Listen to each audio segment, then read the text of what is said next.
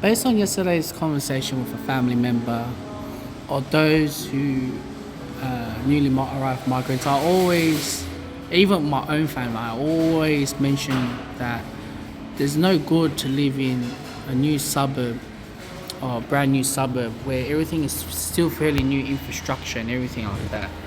Um, and it's all come down to kids, right? What do you want your kid to be like, right? Do you want your kids to be good, can read and write? Because when you're in a new suburb area, of course, you gotta know what's the people that are living in newly arrived migrants. X, Y, and Z. They are still grasping on learning the Australian culture, the language, the lifestyle, and everything like that. And when you have like that, it makes it very, very difficult to the stage where there's the schooling. It will be like it's not going to attract the best teachers, because the teachers try to dumb down the education for everyone to understand the foundation, the basic.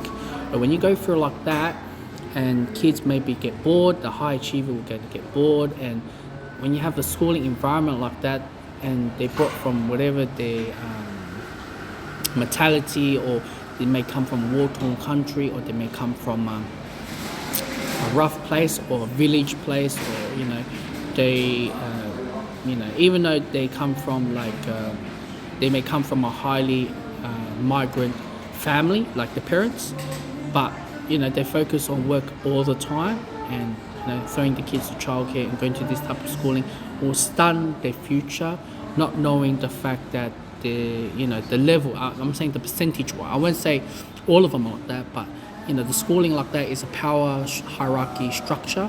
Try to be the cool kid for boys, and the girls just trying to sell themselves just to be part of the cool kid, or not highly intellectual. Yes, they have the same ATAR, but it's a different concept where they have to other schools learning the university academia style at an early age.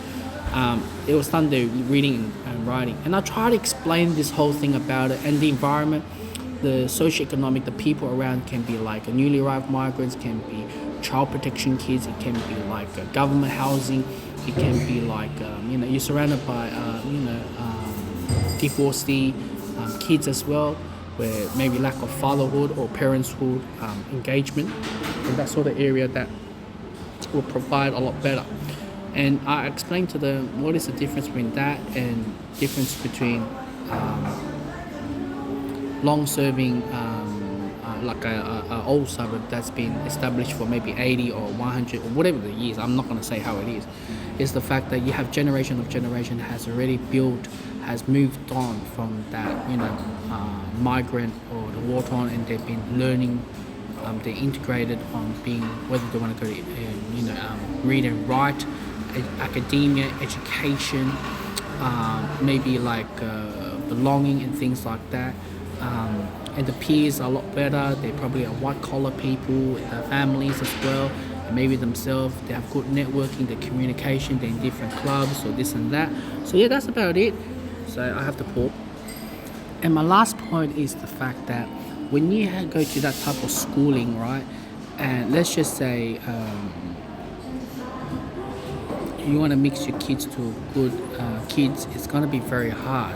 Like those good, like good networking kids or whatever, they live in the prestigious suburbs or good suburbs or old established suburbs. So for example, let's just say, let's name some suburbs, but I know you guys know the name. Let's just say I lived in, what's that suburb that everyone says in the UK?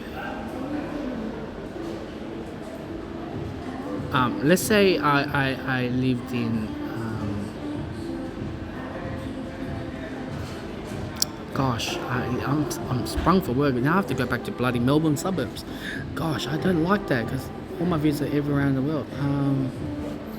I don't know, Cambridge, is that a suburb? But let's just say it's a suburb. And you guys are all know, it's well known, everyone knows the name, it's prestigious, this and that. But let's just say I live in Luton. That's what Andrew Tate comes from. It's a rough area. And let's just say I met, I greet with someone, or maybe affiliate with them, or maybe they got swimming class and this and that, and say, oh, they were asking, oh, where are you from? I say, I live in Cambridge, blah blah blah blah blah blah blah, this and that. Or you in Cambridge, they'll ask you where you're from. Oh, I'm from Luton, and they're like, oh, that's a very rough area. But obviously they're judging where you live already, and the way how you behave. Obviously you have poor networking, socioeconomic, or X, Y, Z. It's really like that. Just imagine that to a new suburb and an old suburb. As I mentioned before, when you have like that, what's going to happen is the kids are not going to affiliate or invited in their party. Let's just say even I was your business partner or whatsoever, and it's going to stun their networking. That's the way how it is, and this and that, X, Y, and Z. So when you have like that, it's just very hard to stun the growth. And not only just that, the resume that they're going to go through. If they find that you're from Luton applying a job in Cambridge or London or whatever the place it is, they think twice. They'd rather hire someone from Cambridge if they're going to get the job for London. That's what I'm trying to say here. I know London, it's a broad word, but you guys can't understand what I'm saying. So that's why I said people should really understand the graph. And obviously when you go to a school in Cambridge, obviously the schooling is up to the standards, it's very highly educated academia, everyone can know how to read and write, and it's competitive on an intellectual level in comparison to Luton. Luton is not like that because of the fact that you come from a poor suburb and there's not people are trying to grasp with the English X, Y, and Z. That's why I said it's very hard, and a lot of new migrants cannot grasp. Even my family cannot grasp about it, and this is my failure on not providing the best as I can for my daughter. That's what I can say.